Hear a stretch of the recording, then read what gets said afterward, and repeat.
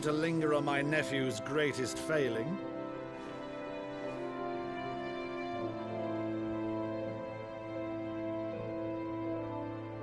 The one thing I cannot believe, though, is all this about you being Sid. You were always such a good boy, but now you're quite the outlaw. Which, if I'm not mistaken, would make me an outlaw's uncle. Right then, who shall we pillage first? Rutherford, fetch me my cutlass. This will be fun.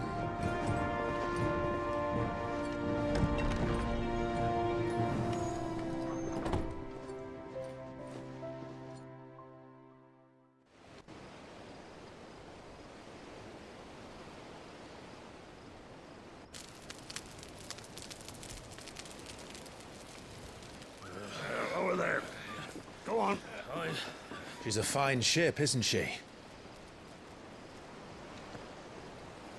Once outfitted, she'll bear us across the boiling sea to Drustinus in the space of 3 days.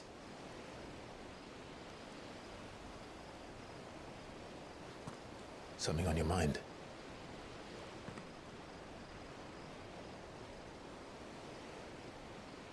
Monsters. When I served the Iron Kingdom, I did so because I saw no other choice. Because once they learned that Lash would not move me, they turned it on those who could.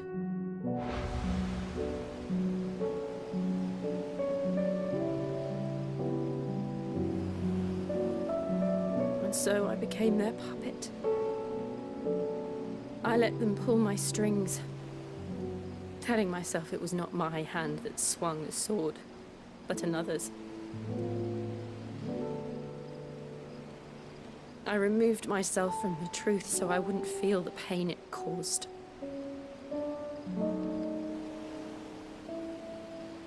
And before I knew it,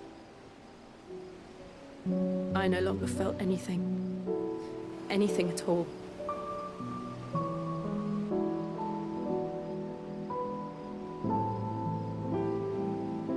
I had become a monster. Jill.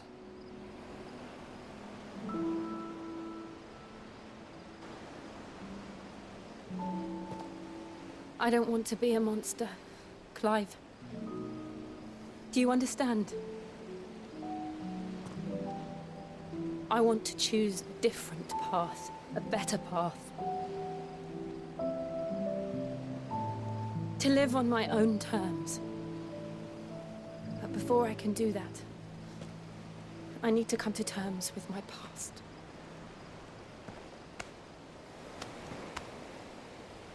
And when you do, I'll be standing there with you, just as you stood with me.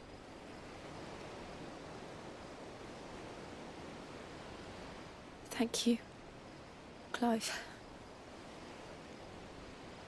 I must atone for my sins. Only then, when it's done, will the monster cease to be. Just promise me that you won't die with it.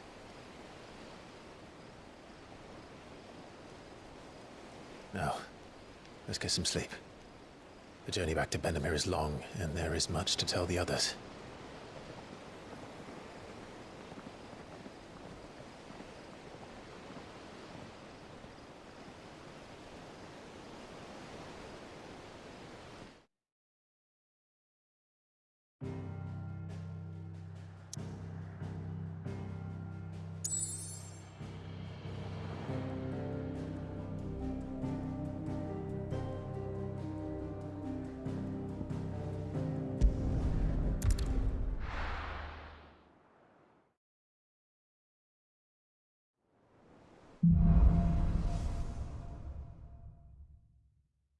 Only the Founder knows what awaits us in the Iron Kingdom. But Vivian could probably make an educated guess.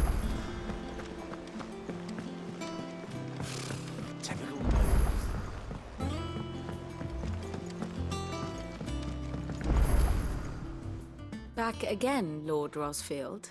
I'm touched that you should find me such good company. It is not your company. What will it be? The Iron King. You'll soon... The mother... There was a...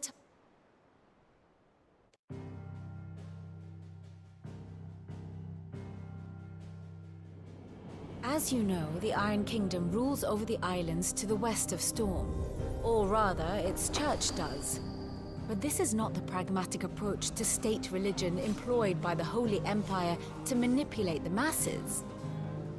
No, the Iron Kingdom is the literal embodiment of the crystalline orthodoxy. And so, if one is to understand it, one must start there. As the name implies, the orthodoxy holds the Mother Crystal sacred, and they do not take kindly to heathens plundering the objects of their worship for the means to fill washtubs and light lamps with frivolous feats of magic. Indeed, the faithful consider ether a sinful thing, a poison no less. And to them, a dominant is an instrument of evil, albeit one they have proven only too happy to turn against their enemies. Some 80 years ago, in Northern Storm, Drake's eye collapsed. Soon after, in pursuit of ether and with the Blight at their backs, the Northern Territories descended upon the Grand Duchy of Rosaria. And when the Shields of the Flame marched north to meet them, the Iron Kingdom spied an opportunity. A few short days later, the Crusaders landed on the island of Mount Drastanus, home of Drake's breath, and plucked it from the Duchy's grasp. Rosaria tried to reclaim it, of course, but to no avail. I doubt more than a handful of Duchy men have set foot on its shores in your lifetime. Nor are they like to again, under the Empire's stewardship, meaning the Iron Blood will keep their island, and with it, the foothold they need to march on mainland soil when next they spy an opportunity.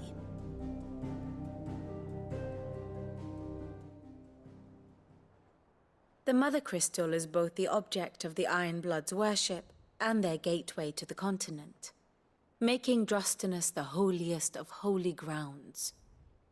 If my father had things unfolded differently, But instead, I'd say you... But not much else to do here. Let's see if Jill's ready.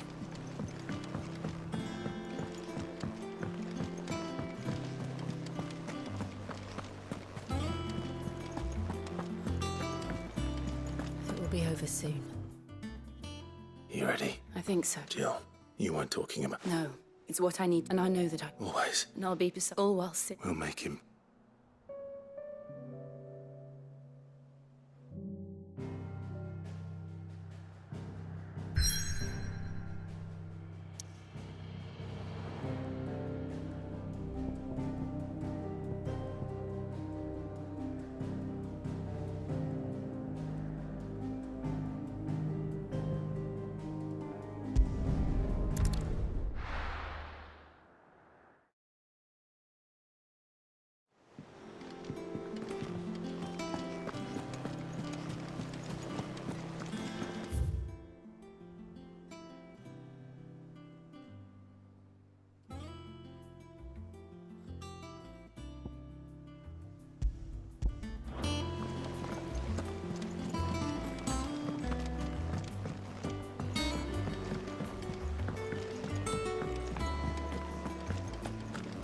That monster's taken quite a like. And what can I do for you?